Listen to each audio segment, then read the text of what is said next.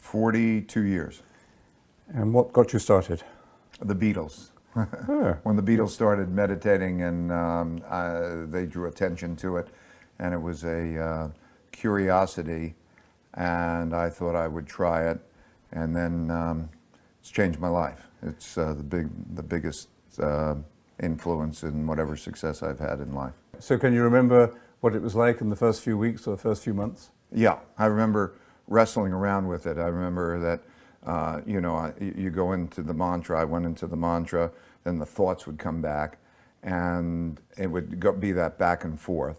And then as it got better and better, and I got deeper into it, the thoughts would become more valuable, more tantalizing. And it was almost, more of a temptation to think about those particular thoughts because I didn't want to lose those ideas. And then I knew that I had to push those away, and it was almost difficult. And then after a while, I remember then disappearing into it, and that was something. And what were the first benefits that you found in the practice as the habit grew, as it became part of your life? Well, the first benefits were that ability to have the quietness, the tranquility, the ability to get energy from it rather than sleep. It would provide me more energy than sleeping. Those kinds of benefits. But then it went on to develop an ongoing equanimity, that centeredness, that ability to go above myself and my circumstances and to look down at them from a higher level with a clarity and an objectivity. And then it started to bring out my subconscious and my creativity, because subsequently I've studied neuroscience. I've been very interested in that. And I've learned that there's part of our brain in the neocortex, which is where imagination exists, which is where creativity exists. And it opened me to that. I experienced it. I didn't understand what was happening at the time, but it provided those things as time went on. Where did the understanding of if you might say, the discipline of the mantra come from? Because you realized during the meditation you were having great ideas and imagination and creativity, but you also knew that you had to let go of those ideas at the time of the meditation and keep going back to the mantra. Was that a natural instinct, or was that difficult to learn? The natural instinct was to go to the ideas. But I also, combination of a teacher and the realization that as I would go deeper, I was going to get more, encouraged me to go deeper. And it's not easy to throw away those good ideas.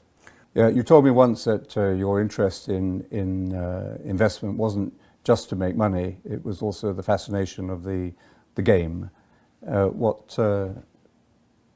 How did that happen? Well, I started when I was caddying, and I earned $6 a bag. I'd go around and I'd have my $12, and so two things were happening simultaneously. At that time, I was interested in making some money with that originally, but also the game of it caught me. So I got very enthralled by the game of it, and money.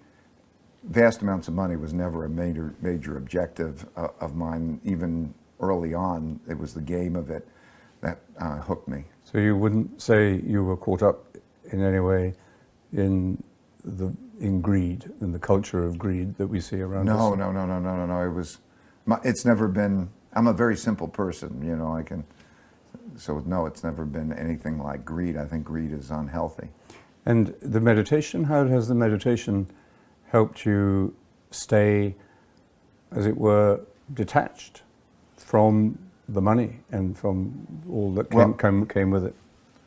Well, I mean, first of all, let's be clear. I mean, money has no purpose other than there's something for it. So the question is, what are the things you're going after in life? And they never, a bigger car, a bigger house. These are not the most important things for me. But in any case, what meditation has done all for me is to be able to help me step back and see things at a higher level. And when we talk about spirituality, and I'm not a religious person, but when we talk about spirituality, spirituality to me is the ascending to a level where you feel connected to the whole. And So you you realize you're part of that whole.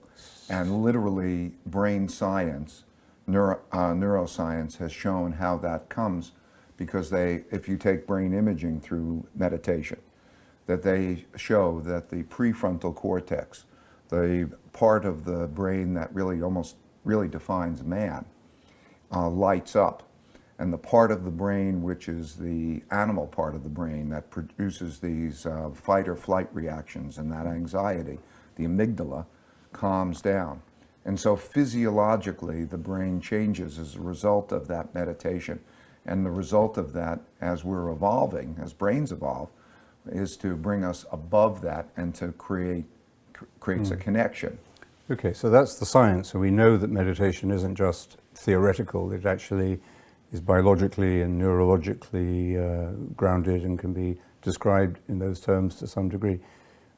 What's the actual expression of that in terms of life, relationships, decisions, work? You say that you have this, meditation gives you this higher perspective, this higher level of detachment and so on.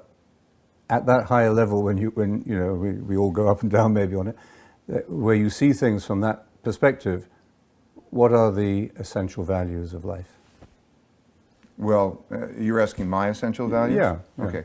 My own essential values is that I think evolution, personally, to evolve, and I think it's the nature of the universe, that the most powerful thing in the universe is, and the only thing that lasts, is evolution. And for me, it's to evolve in my learning, in my getting a higher level of perspective. It comes to having almost a sense of a greater understanding of the universe, and then a greater appreciation of my connection with the universe. So I feel very connected in that way. And With people? With people. So as a and beyond people, with nature, people and nature, that wholeness. That's for me. You know, I think people are one of 30 million species, and there's the whole connection to that whole thing. So, you know, that's what but in a very also a very basic way. When you find yourself under stress and anxiety, things go wrong, you get disappointments, things don't work out as you hoped, you must feel a moment of anxiety, a moment of stress. How do you deal with that? What happens? I can go out of the stress. I can, at any moment, there are times when I feel the stress of the circumstances. And then I can, at will, go out of that stress and just see things in a different way. And it makes me feel almost like a ninja, you know, when in the ninja everything seems to come at slow motion, you know, and in the sense you could step back and it's coming at me at slow motion, and I can deal with it in a way that makes me feel more centered and in control. But like tennis players, they say at the height of their game, the ball seems to go much slower. Yeah. The whole game slows it's down. Right. Yeah. And it's really that equanimity that produces that kind of a reaction, as distinct from when you have the anxiety. There's not the clarity, it's all coming too fast. Okay, so let's just take a scenario. You're in your office and you've made some decisions, and then those decisions are, you have to revisit them because of something has happened, or the markets have changed, or the advice has changed, and then you feel disappointment or stress or anger, irritation about something. Where does the meditation, is it at the same time, or is it later in the day? No. For me, the way it's changed my perspective, meaning it's all the way reality works. So in other words, I don't view it, bad things are going to happen to me. I just view it as things happen. And so I view reality almost like a machine in which one thing happens after another, and I accept reality. I think reality's beautiful, even though it's challenging. So when I look at it, it's almost like everything is another one of those. I put it in perspective. And I don't know if I'm being clear, but So almost the same things happen over and over and over again. So, And so by sitting back and seeing, But okay, when- it's but- another one of those, or why is it? but when do you sit back and say that? In the middle of the It anxiety? comes- for me now, it's become in the middle of Simultaneously, yeah. Right. So you It's become simultaneously in the middle of the anxiety, and it's taken me a long time to get there. But by and large, as it's coming, whatever the circumstances are, I'm so close to that. Sometimes I'll feel that twinge of anxiety, but I can bring myself into the position and I say, okay, let me step back and say, how does the world work? These things will happen. It's not like there's